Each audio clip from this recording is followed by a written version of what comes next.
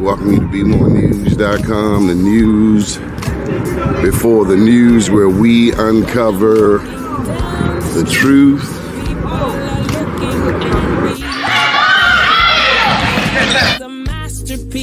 An accent. We need God. Because only God can bring us out of this mess.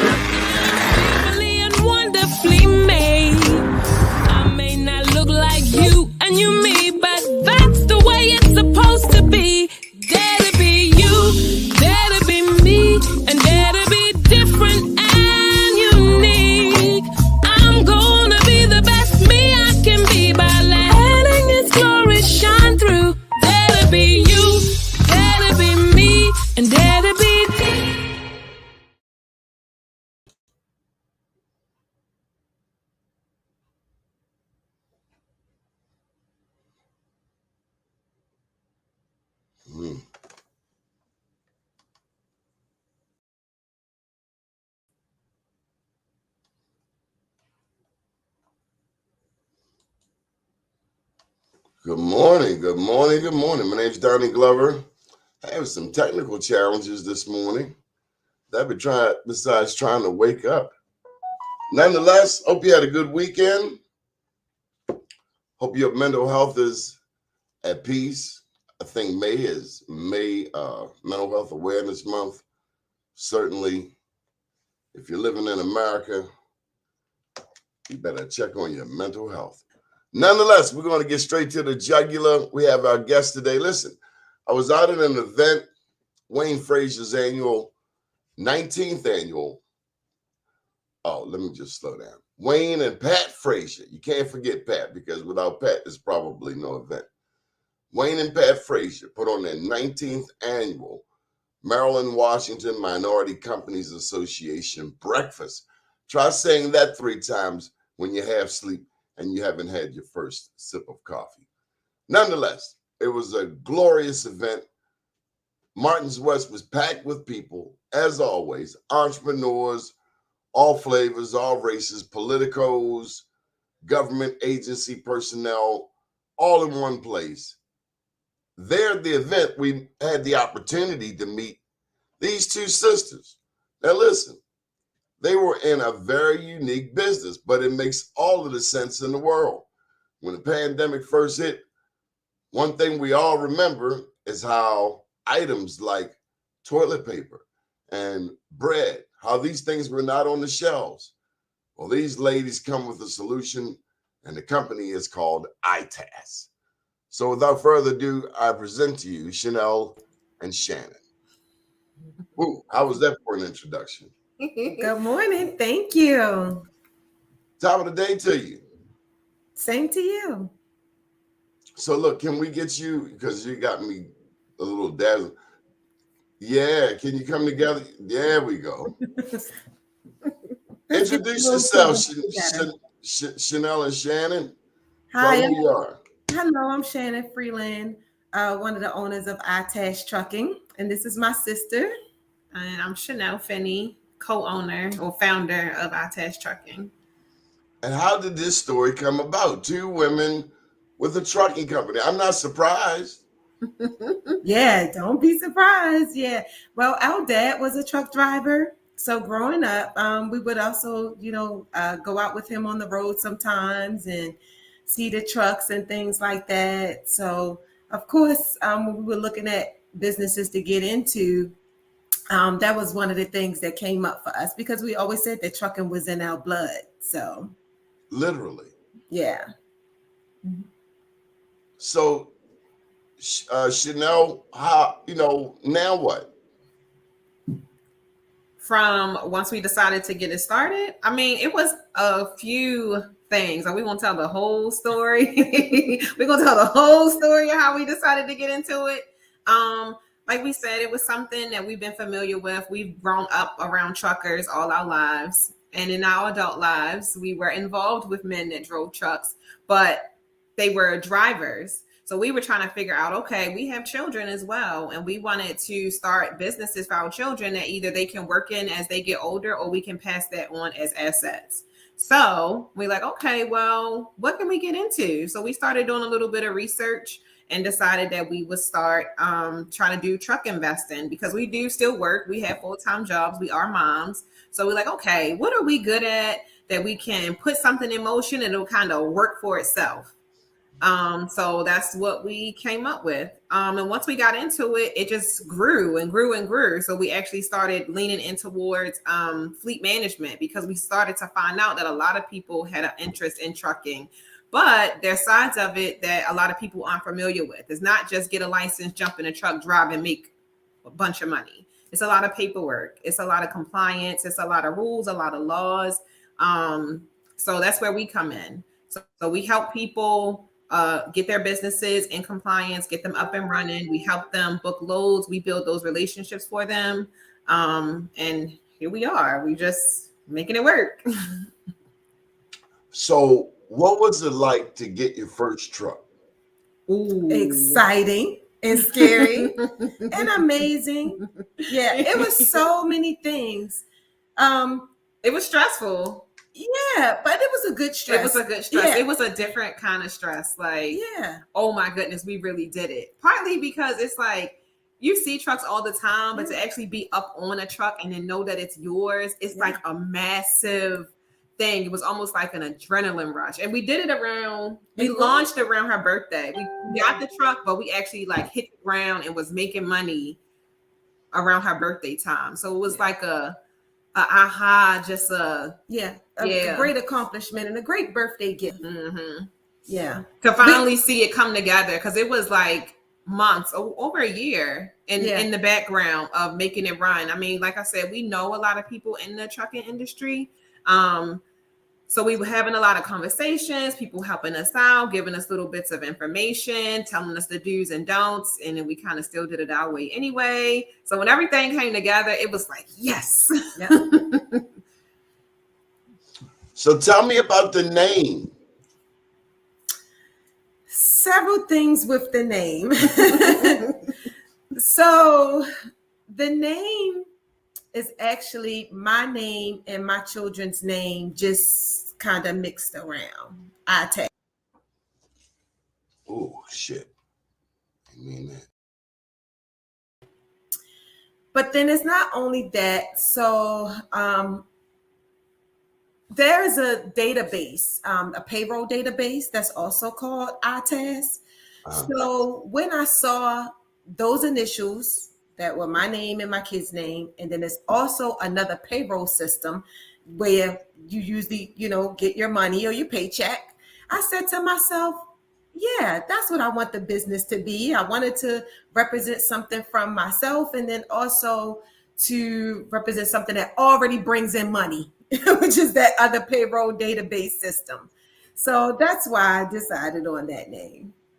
Okay, so I want to know how you represent women. This is what I mean. Mm-hmm. When we think of trucking, I don't know that we think of women as the first. I don't know that we automatically associate women with trucking. Mm-hmm. Since you've been in the industry, what is the look on people's faces when they find out you're the boss? Okay. Well, the good news is, I tell you what, women are in trucking. Heavy. If you ever go to the truck stop, the TAs around, you will look in a truck and you will see multiple women driving the trucks. You see it a lot. Pay attention. See, you're driving down the road, so you thinking it may be a man, but no, it's women that are in these trucks. Yes, I encourage you to visit a truck stop. Now, the look on people's faces. So we go to the truck stop and we're often mistaken for not necessarily truck owners. So the look on their face is priceless when we're able to, when people, assume, hey, that we're there for something else other than trucking, and we're able to just politely hand them our business card and say, hey, we're always looking for drivers. So the look on their face is always priceless. The favorite look for me, though, is once we start the conversation, because I think it is I noticed through the pandemic, there are a lot of industries that people just jumped into and don't necessarily have a lot of actual knowledge. They haven't done a lot of research, but this was like a long time in the making for us. So people just think, oh, they don't know what they're doing. They don't know what they're talking about. So we get a lot of people who might have a conversation with us and might doubt what we say because we may not look like what you think somebody in the trucking industry should look like. And then they go talk to whoever, and they come right back to us. Yeah. We knew what we were talking about. We're not going to tell you anything that we don't know. We're not going to promise something that we can't deliver. So I think it's more so like oh, okay, y'all know what y'all talking about. But that's the look I'll be waiting for, because I don't think they expect it at all. Yeah, because I think the good part about our business and us working together is that we're able to tackle so much more of the trucking industry. Yeah. Everybody think that trucking is you jump in the trucks, you make some money, and that's just what it is. No, there is so many sides to it. There is, like we say, fleet management side. There is regulations that we have to abide by, DOT that we have to answer to.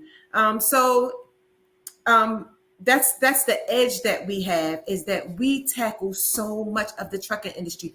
We've gotten into writing books, writing manuals. What else have we gotten into? We're just making it like a seamless process, because I think that's a key to a lot of businesses. Once you get certain processes in place, you can make it a smoother transition.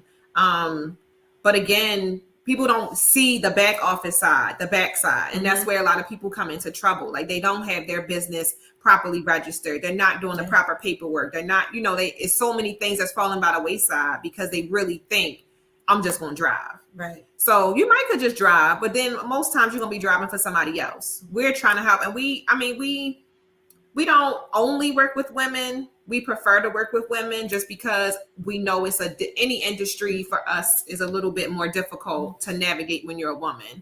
But we help everybody. We help everybody. As you were talking, I think about how this network got started. I used to do a show on Radio 1, 21 years. And near the end of that time frame, they started wanting to charge me. I'm like, me? And a thought came to mind. I didn't start my business to pay Radio 1 first. I don't mind paying people, but not first, because that would make me a sharecropper. I gotta pay you before I pay me. Do you deal with that in terms of being a truck owner versus, say, a non-owner?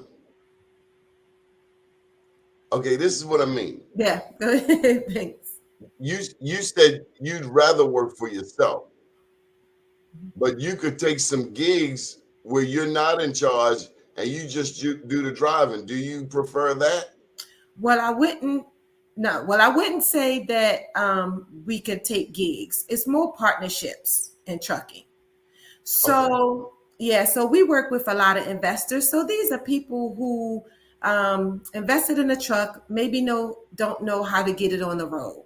So we kind of partner with them and help them establish their business, and we move from there.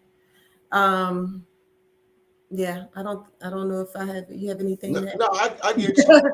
But the way our business is structured, though, we pay our dues, but we don't pay anybody else. Like, we set it up where we try to cut any extra stuff out. Oh yeah. When people come to us, though, they do have to pay us because of what they need us, and that's why. But in that process, we're also trying to grow them so that they don't need us, so they can, if that's what they want to do. Yeah. That's the goal. When our clients come to us, is to set them up, get them comfortable, figure out where they want to fall into it. Because like we said, there's so many avenues you can take in trucking. And once if they see the profit that they want, or they, decide that this is something they want to pursue, then we definitely hold their hand and walk them through, being their own boss and cutting as many other people out as you can. Because in this industry, everybody is in your pocket.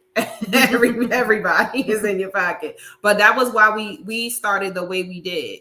When we originally started, we weren't, you have to have an authority to run And that's where people make their money. Like I can make money in my sleep because I'm technically not doing anything. You just using my information to make your money, but you have to pay me for that. So we like, wait a minute, we can do that. So we jumped right in on that. Like, nope, let's mark this off, and then you got to go through us to get to the money. So we went out money first. Do you have to teach other people to know their value? Yes. Is that a part of your coaching? Yes. Knowing your value? Can you tell me about that? Yep. Absolutely. Do you want to go ahead with that? Well, we do in a few ways. Like I said, a lot of people get stuck in they just want to drive because they see, I can just do this and make these thousands of dollars. But the biggest lesson we've been teaching people now, especially through the pandemic, all these repercussions of the pandemic, is consistency. People want to just chase the dollar amount, but they're not seeing the bigger picture. So it was like, okay, well, if you pace yourself, you have to plan it out because it is good money in this industry, but it's also big expenses. And you have peak seasons, you have tough times. Like this is probably one of the worst times in trucking right now. Yeah. But fuel prices, equipment loss, what else? Inflation, stock shortages on parts and equipment. Pretty much every angle you can think of. People getting their trucks repaired, they've been sitting for 6 months because it's a shortage on parts. People aren't working still after all this time. Like she said, fuel is high as I don't know what. So it's like the money that you could have made before.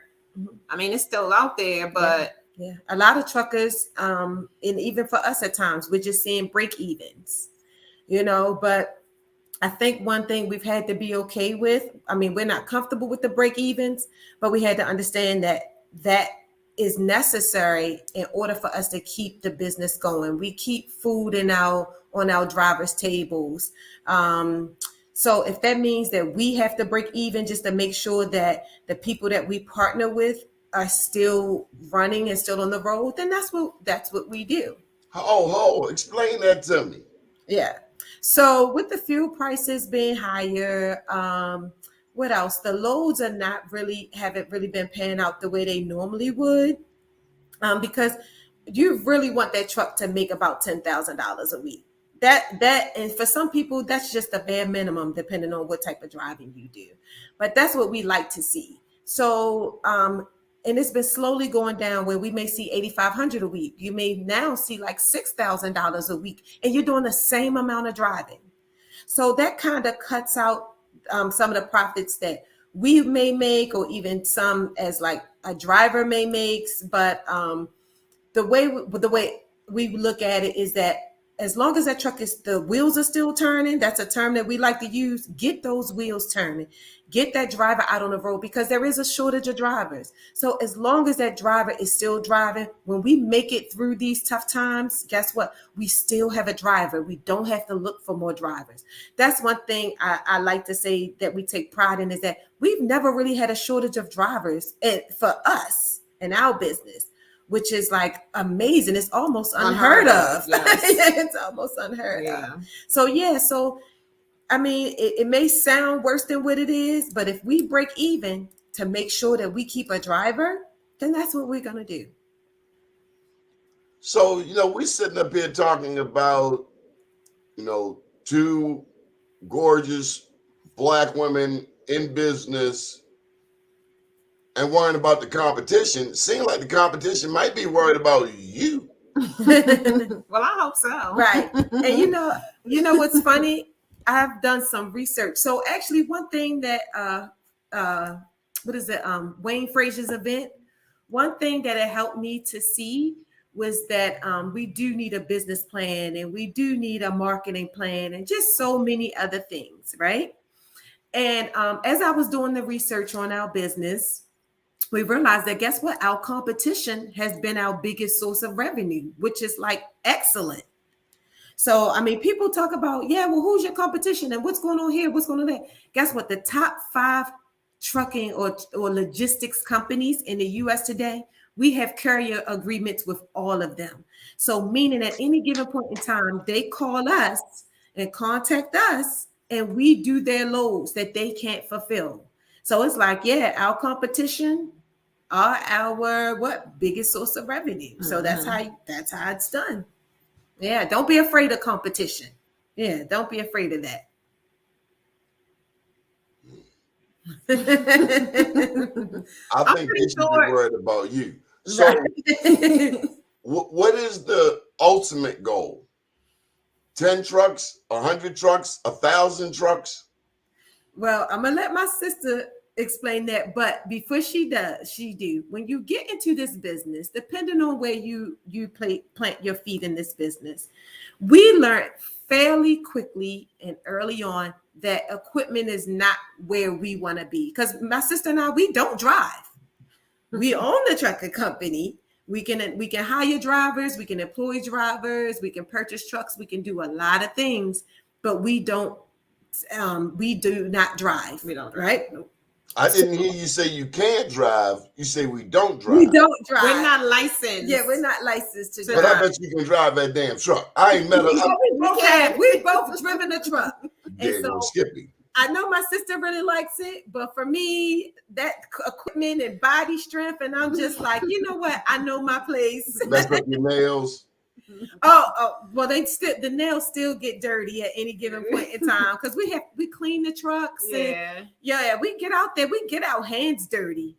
But yeah. I'm gonna say though, I think the overall goal for the business is you're not going to be able to think of trucking in this area and not think of ITAS. Whether it's you need to figure out how to start your trucking company, you need to find a driver, you need any type of resource or information when it comes to trucking. You may not know our faces, but you're going to know ITAS. It's just impossible to not think of anything trucking and think about ITAS. We do have a few different compartments or departments. Yes, departments, I guess, that we're working on. Like I said, we do run our own trucks, so we do employ drivers. We partner with other trucking companies and owner operators to help them find work or keep their businesses running. And we do fleet management as well. And we have some other stuff we're working on that we're not going to speak on yet. You're going to know it's us. You're going to know it's us. You're going to be like, oh, yeah, that's what she was talking about. So, yeah. Right.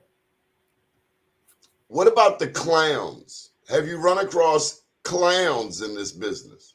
Yes. Yes, but not lately. Simple answer. Yes. Yeah. Yes, but I would say yes, but not lately. And I think because the trucking, especially here in Maryland and in Baltimore, you fairly quickly start meeting people and learning truckers and learning other trucking owners. And so I think we've been able to establish that level of respect of who ITAS really is and who we are. So we haven't had many really bad experiences. Yeah, no. Like I said, we have a lot of great people around us that support us. Definitely. And we're not new to dealing with people or clowns. So You're from Baltimore? yes, we are. Baltimore City, West Baltimore at that. West Side in the house. Yeah, Sandtown, if that even helps you. So we're not new to dealing with clowns. It was an adjustment. I think it was just us more so stepping into understanding we are the bosses. Yeah. We're the bosses. And you establish that at the door. So we're quick learners. Yeah. So yeah. I would imagine you run across some clowns. Okay, so they find out that the women are the boss. Yeah. Do you foresee, as I'm talking to you, one thing I foresee is a commercial that ends off with a woman and a tractor trailer. You know how they at the end of commercials, at the end of movies, I just see a woman boss and a big old tractor trailer. Well, you know what's funny? There has been some movies. We do call ourselves when we first started, we gave ourselves nicknames, and one was Large Marge and Big Bertha. So I don't know if you remember. I think it maybe have been a Pee Wee Herman movie or something where the driver Large Marge was in the truck. So there has been some representation, but I think we're changing the way the female truck drivers are represented. So I agree with you. Yeah, there should be a commercial with women or us in a truck. But she should look regular, normal, not this over the top kind of, I guess larger than life persona. She can be mild and feminine and so many other things, and she can handle that equipment and drive across the road over the road. So I want you to school me on what's happening at the Port of Baltimore right now. mhm. So you mentioned Sandtown. I live in Sandtown. When we go to the avenue to the dollar store, Uh-huh. there's a shortage on toilet paper. They just got some bleach in yesterday. You know, it's the weekend, you want your bleach. Yeah, baby You go to the formula. dollar store on the avenue, you know about the Fabuloso. Yeah, yeah, Fabuloso. yeah. Tell me about the Port of Baltimore, transportation logistics. Why everything backed up? We don't have a real answer for that because Yeah. it still don't quite make sense to us. But it's way beyond just the Port of Baltimore. Yeah. It's starting wherever it starts. It's so many different parts to it that gets us to that ultimate issue that stuff is just not coming in. But us personally, we try to avoid the port at all We costs. don't really run the port No. too much. That's the good part about being. That's why we would encourage people to. We understand that you want to drive, but we would encourage you to get your own authority and things like that, where you can, directly go to the low border, get with a good dispatcher, so you can have other avenues other than the port. Now, will we do work at the port? Absolutely. Another fun fact at one of the events again, similar to with Wayne Frazier put on. I don't know if you're familiar with the MBE night in Annapolis. We were able to make partnerships with people who actually bring things directly into the port. And that was another avenue for us with the contract, that we were able to work with those people, and they contact us when they have issues with the port and say, hey, we having an issue. We have something coming in that should have came in months ago.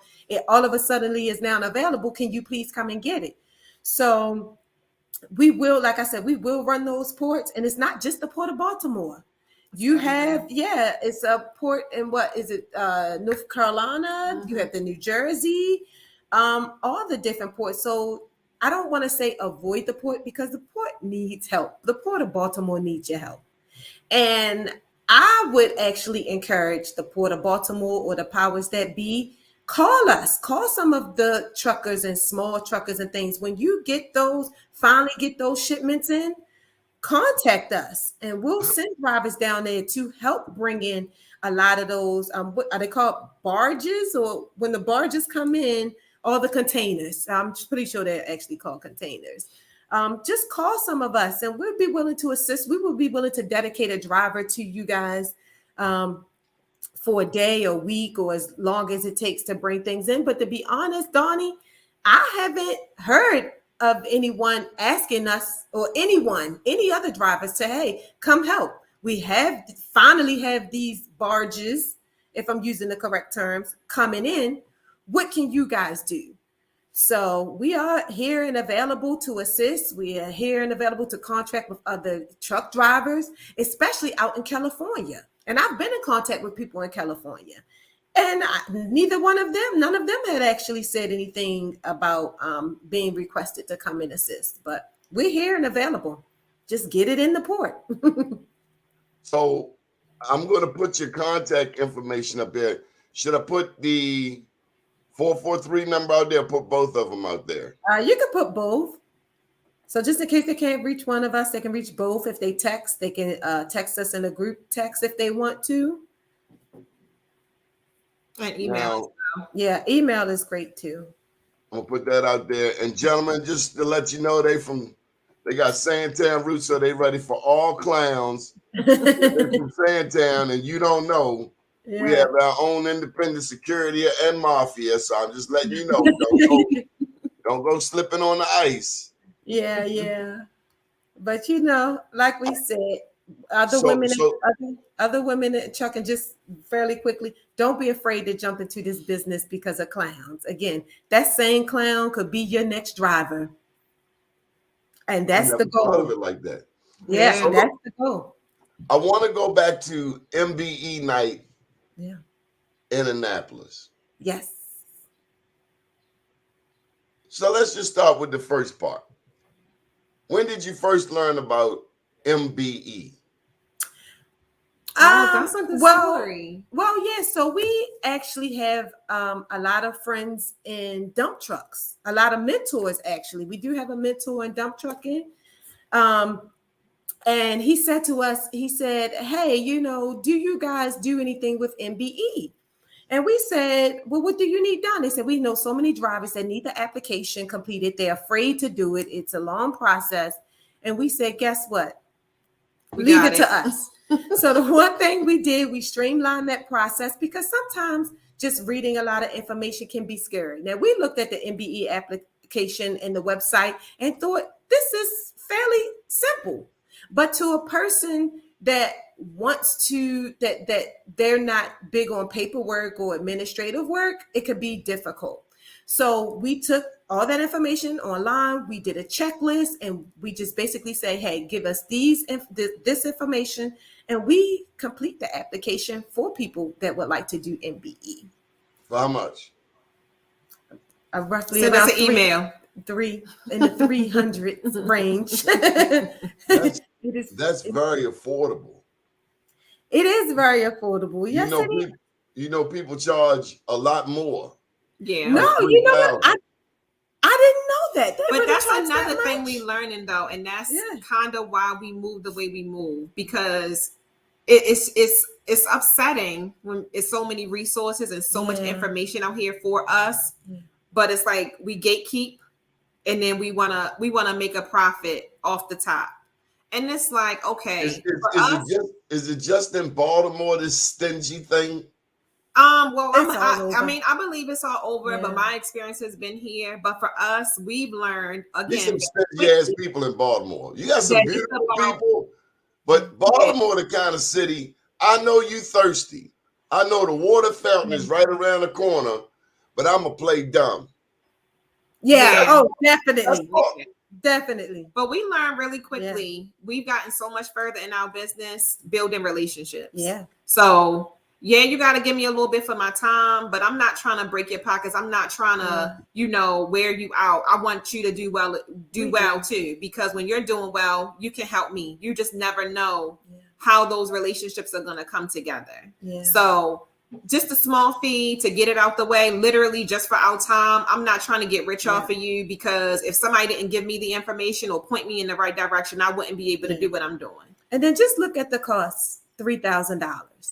So meaning, how many of your friends are you really going to recommend? How many of your friends are you really going to say, "Yeah, go and try this person out, it costs $3,000"? You may. Okay, so this is my answer for you. In my business, I have a sliding scale. Some of my clients can handle $2,500 a week if they run it for governor. Yeah. But some people might not be able to afford $250 for 6 weeks. Yeah. So you kind of have to have a product, to meet people, just like they do when we go applying for stuff. They got a sliding scale. So I encourage you to use the same games that they've been playing on us, repackage it with an ITAS twist, and serve it right back to them. Yeah. Because you should. Hold on, let me write that down. Right. Sliding. Diane Bell McCoy, she ran the $100 million federally funded empowerment zone. She used to always say, "Know your value." Absolutely. Know your value. So there's some people that will pay you top dollar. Some of them might look like you. Some of them might not look at you. And let me share this. I'm equal opportunity. I love making money. Yeah. So I don't care what race you are. If you like making money too, and we have synergy, no problem. Just don't talk about my mama. Right. Oh, but we get it. So that's actually what we do with our curriculum.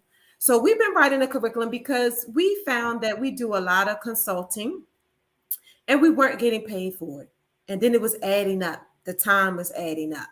And so my sister here, we went back and forth about what can we do. So when we set out to write our curriculum, we broke it down like that on a sliding scale.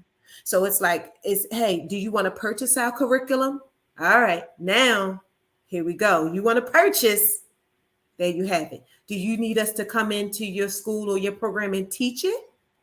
Do you need do you just want course? Are you a person that's just online that just need to know how to find insurance, how to set up your business entity, where you can maybe pay the $50, but when it's time for us to sell the actual curriculum, now we're talking. So yeah, so we get exactly what you're saying. Yeah, and that was one of our mentors that actually gave us that suggestion that's been helping us with the curriculum, because I didn't realize that we could charge as that much for it. And you can create an online course. It's still early in the morning for me. Mm-hmm. But you can create like an online training course. Mm-hmm. Exactly. That might take 15 minutes. What ebooks? That's it. Ebooks. Yeah. Ebooks. Yep. Oh, yeah. Ebooks. It sounds like you understand that anything you create can have more than one purpose. You can make money more than one way. Yes. And did you ever hear, a lot of people say you should have 7 streams of income. You ever hear that term? I know a lot of people say. Or multiple.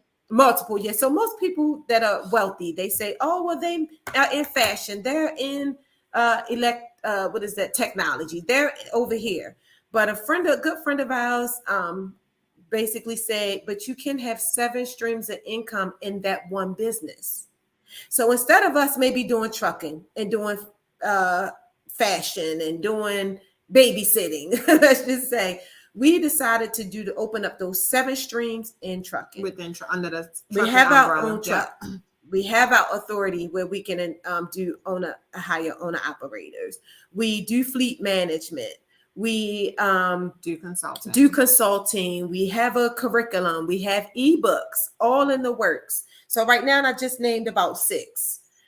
We will keep the 7th one a secret. Oh yeah. I know what the 7th one is. I bet you I know what it is. Well, okay, take a guess, and I'll maybe give you a nod. No, I know what it is. What? It's women washing trucks. You know, that's probably my least favorite thing. The trucks are dirty. That's why men will pay big money to watch women wash their trucks. It's not pretty. All right. Well, look, we'll add that to the list. Are you kidding me? A celebrity truck stop? Okay. The packages will be leaving the port right away. Right. Mysteriously, the Port of Baltimore will open up then. Huh? So look, I want to go back to this MBE thing. Sure. Because it's something that's very near and dear to the work that we do. Oh, come on. That's security. Well, for one, you do know that we are not minorities. It's just a term. I had to wrestle with that because I like to know the facts. And the fact is, worldwide, melanated people are the majority. But in America, this is the game. We're MBEs. And then you are also WBEs. And I don't know if either one of you or both of you are veterans, but there's also the veterans designation. And then there's also the disadvantaged business. So there's a series of BEs. Yeah. So, and when you go in to fill out that application, all of them are available to be selected. So it's not like, So what I want you to know is the work that you put in to apply for the local with City Hall or with the state with MDOT, I just don't want you to forget the federal 8A. Yeah. Because once you fill out the federal 8A, it kind of, you don't have to spend as much time with the state and the local. Put differently, one federal contract, man, you're a millionaire. Mm-hmm. Did you know that? Yeah, great advice. Yeah, thank you. Thank you. I You ain't knocking the local and the state, but if you're gonna go through the same headache for the federal, you might as well just get the federal yeah, and leave the clowns alone. Because right. the lower the level, the more the clowns. Right. And thank you for that piece of information, because we do try to spread the word to other people that, hey, it's so many other avenues out there. Go to those nights like MBE night. Go to where we met. What was it? The MWMCA.org, where we met. And now look at us now. So yeah, in order to get those contracts and things like that, and that information that you just shared with us, is step outside your comfort zone and meet people. So network. I also wanted to get your take on elected officials. Like, as we are learning about MBE, Mm-hmm. and you went to MBE night in Annapolis, a night with black and brown Mm-hmm. business owners. Yes. There were politicians. I'm curious to know what role you now apply to our black politicians when it comes to MBE. I would say just like accountability. Like, if you at MBE night or any other night, if you say, hey, this is we are electing so many contracts for minority businesses, hold that true. And not just minority, but black. Black is a key term. Black women is a key term. So also put things in place where you show us the numbers, you show how many black women that actually are receiving these contracts, because that was a conversation at MBE night. Someone did get up and express that they on the job sites for construction and dump trucking, that they don't see a lot of us there. And so come out to those events and speak to your politicians. So this is what I'm getting to. You now know another way to hold these politicians accountable. Absolutely. Like, now you can have an even more big girl conversation with these politicians. Like, by the way, yeah, where are you exactly with respect to MBE? And they're going to look at you like, how you know whoa, that? this isn't a regular voter. Do you sense the power that you now have to be able to pull them up by that collar and say, okay, let's talk about the money? Absolutely. Being in those rooms definitely was an eye opener, because if you never have that experience, you don't link the two. Like the politicians and the policies and all that stuff just seems so far fetched from a regular day-to-day person or even a small business owner. So it's like, oh, wait a minute. Oh, so this is how this works. Right. So they do have a say so, or they can help us. And now we seeing like, oh, wait a minute. And now you're giving them the information that they may not have. You're giving them the information that maybe statistics is not really showing.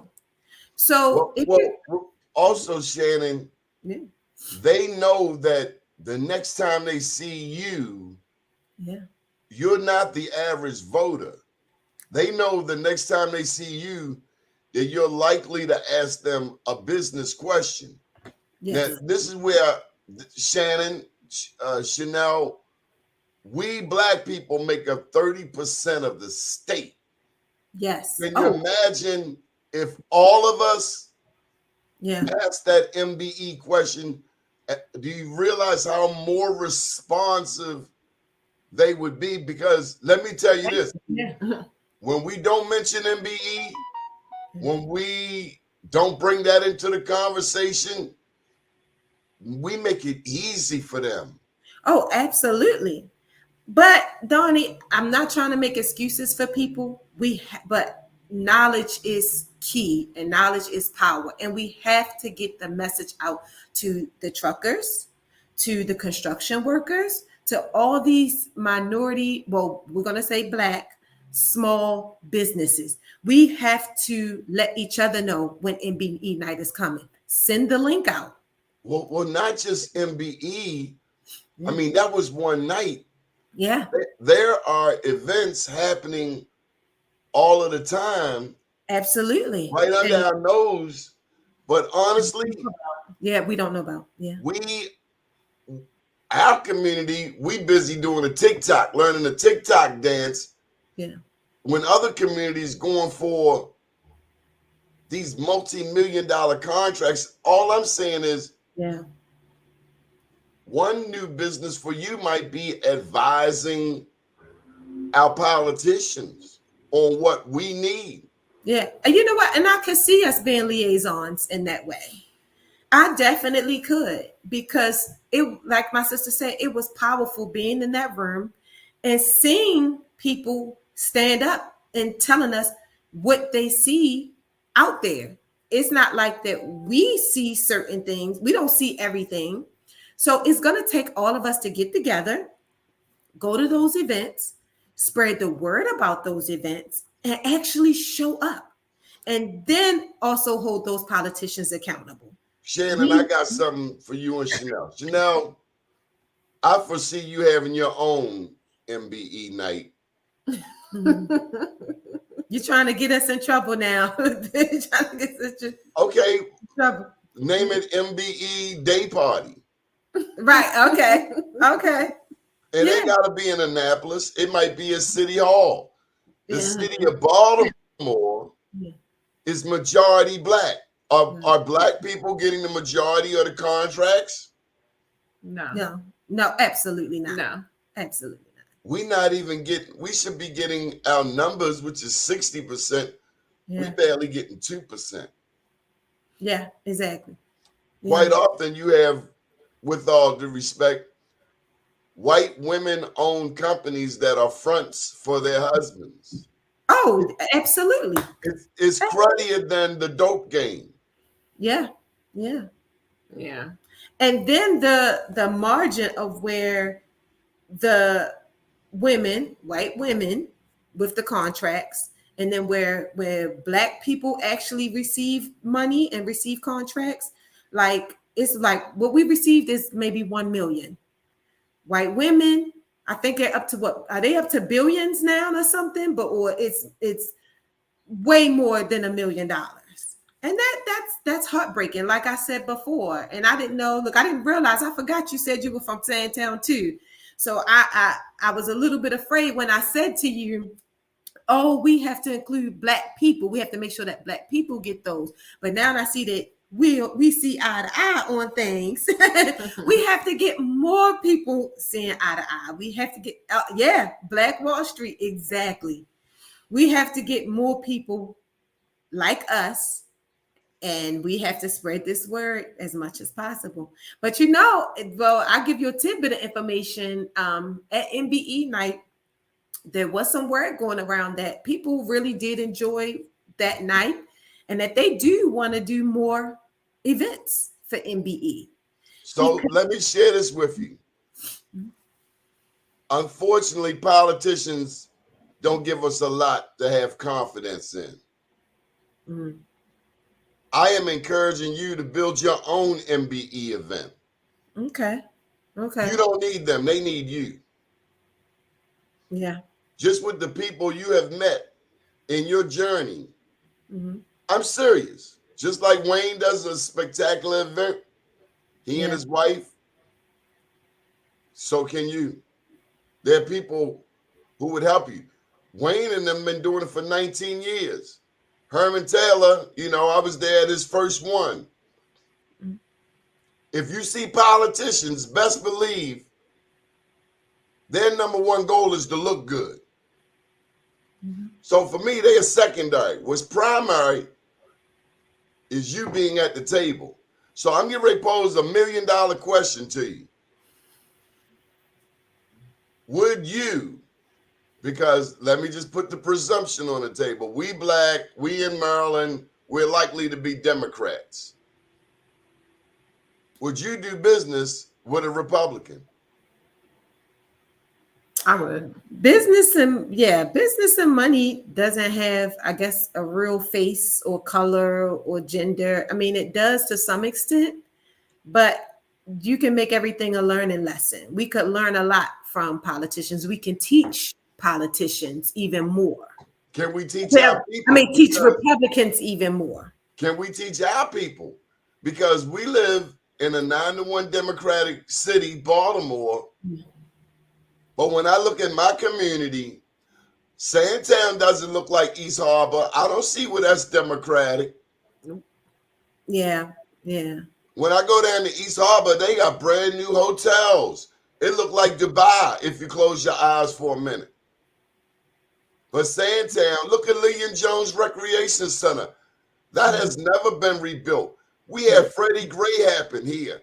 People collected millions of dollars. They're still doing the poverty pimp thing on black communities like Penn North, like Sandtown. People make money. Oh, we're here to help these poor, impoverished people. And then so they get money for a new school, and then the new school go all the way over there. Somewhere that our kids ain't walking to. Yeah. Democrats been lying to us, baby girl. Everyone, they all lie. It's Democrats and Republicans. I say it like this. You go with who you share your common interests with. And they know that. That's what they play on. They dangle your common interests in front of you. Yeah. They keep you in a box, only let you see but so far. So if I'm never looking at myself as a person that can start a business, it can be worth millions and millions of dollars. Yeah. I'm only going to be worried about a little bit of money that's being allocated to this little life. Right. That's it. And I'm fine with that. They think that's cool. And I would encourage your good politicians. Let's just say you know someone who's good for Sandtown, good for Baltimore City. I would encourage them to go into the neighborhoods. I'm going to tell you something. And I'm not going to mention this politician's name, but they've been in office for a long time. They win our district every single time. And you want to know why? Because he's the only politician that I've ever seen come to that neighborhood. So when I would go to the ballots, because he was there, and mind you, can't lie and say he's done anything for Sandtown. But you know his face. But I know his face. I know his name. So if you know a great politician that you know would be good for that area, tell them come to the neighborhood. Throw an event. No, okay, that makes sense. But I think that the people's interests have to change, though. That's where it has to start. We have to know how to hold them accountable. Yeah. If we don't want to get treated like a side piece, we got to know our value. Value. I was thinking the same thing. But if that's all we see, that's all we, Right. We don't know what them people talk about. Knowing our value, because look, let's really get real with you. So my sister and I both born and raised in Sandtown or West Baltimore area. I moved to Sandtown when I was about 13. Mm-hmm. My sister was about 7. Mm-hmm. But our parents sent us to private school. So you kind of get the best of both worlds with us. And as a school project for you, right? They taught her how to write letters to your politicians, how to call when there's trash on the ground, how to do neighborhood cleanups. And I thought, wow, that's a great, what was it called? Community service project. That's something that was taught in the private schools. So now we go back to Sandtown. So my sister and I, that's something that we know to do.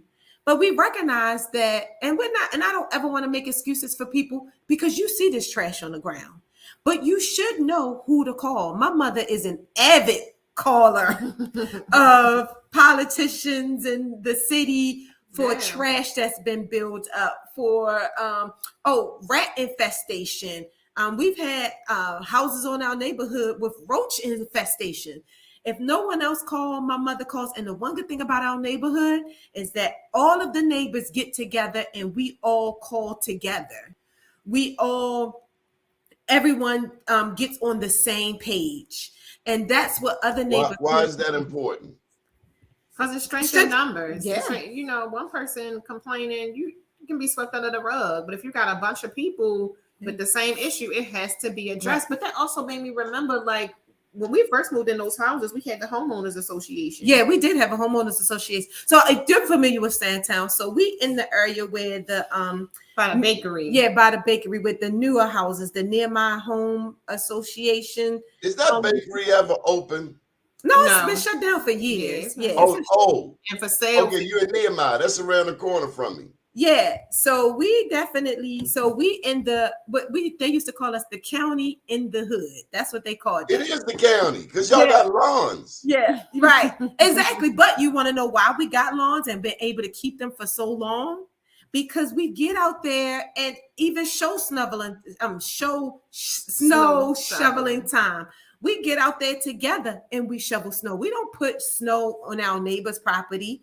We start knocking on doors. Hey, what is it that you need when it's time to cut grass? My uncle, you probably even know my uncle. My uncle is the one that comes around knocking on the doors, cutting grass. So we keep as a neighborhood, as a block. And it's sad because Baltimore don't have great neighborhoods. They have great blocks because you'll have a hood and then you'll have Bolton Hill.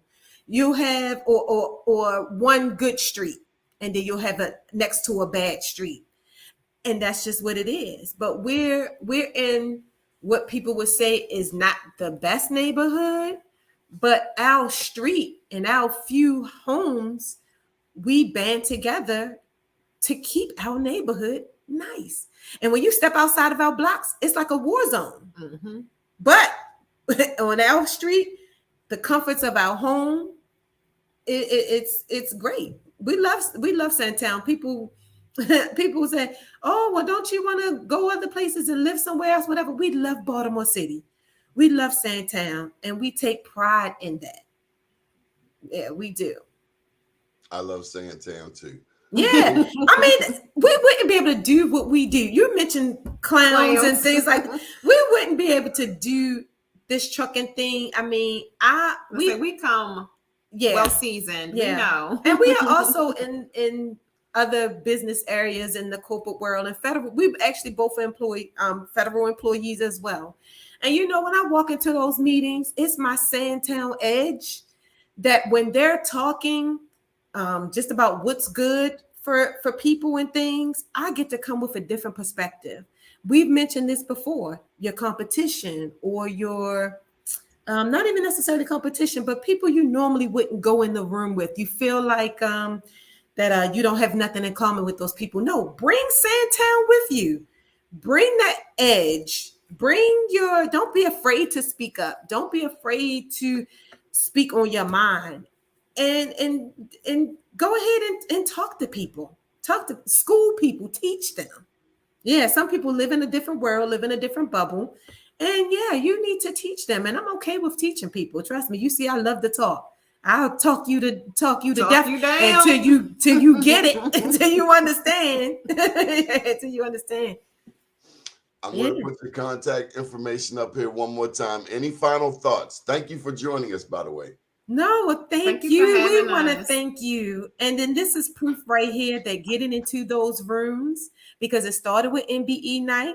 I met Wayne Frazier, then I went to his event, then I met you, and now we're here. And then look at how many other people that we're reaching, not just in trucking, but also just in, like we said, you know, networking, politicians, understanding your value, using your voice. I mean, you gave us a lot of information too that we want to take into our business and our communities. And and you let us know if you need anything.